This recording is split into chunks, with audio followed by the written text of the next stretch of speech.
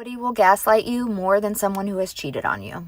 And listen, I was in a marriage for 10 years where there was multiple infidelities on my husband's side. So he cheated on me a bunch. And going through all of that pain and coming out the other side eventually securely attached, here's what I've learned about cheating. First of all, attachment has everything to do with why people cheat. It explains it pretty well. I mean, each attachment style cheats for a very different reason, okay? And I actually have a podcast episode on all of that, so you can check me out at the Love Doc podcast. Second of all, there's a character issue component to cheating as well. You have to have some degree of compartmentalization ability to cheat, which is suppressing your emotions. But there's this little extra step of overriding your conscience. Your conscience will be poking at you. And for most healthy people, I would say all healthy people, and the majority of even insecurely attached people, their conscience will override their ability to do it. Okay, if someone has cheated on you, it's because they have an ability to override their conscience and compartmentalize what their conscience is trying to push them to recognize.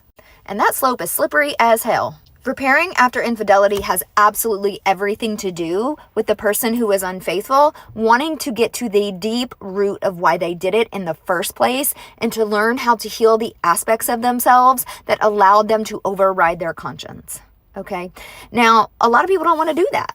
In fact, what you're going to get from a lot of people that are very unhealthy, even pathological or narcissistic, is they're going to gaslight you. You weren't a good partner. That's why I cheated. Or I wasn't having my needs met in the relationship. That's why I cheated. Or, it just happened. I didn't mean for it to happen. Blah, blah, blah. Yes, you did. You just didn't trip over your feet and fall into the other person's what. These individuals have to override their conscience in many, many, many, many moments. So there were many points in the process of the affair where there was a decision to be made. Do I continue with this or do I stop it? Okay. And each and every time, most of the time, maybe they stopped it for a little bit, but let's face it, they didn't stop it enough. Should have been stopped before the first dang time happened. I don't know about you, but really coming into secure attachment taught me that I would not, for all the money in the world, live 1 hour of my life wondering what my spouse was doing behind my back. Not 1 minute, not 1 second. It is not worth it. That is not a feeling I ever would want to experience again.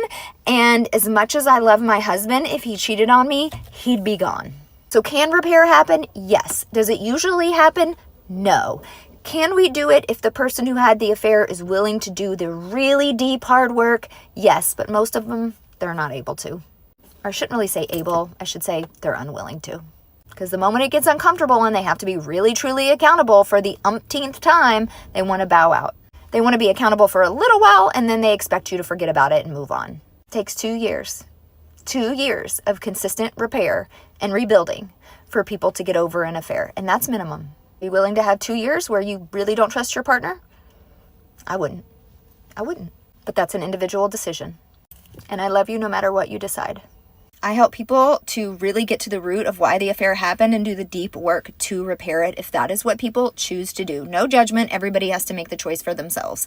And if that is interesting to you and you are in that position, please see me at my website, thelovedoc.com.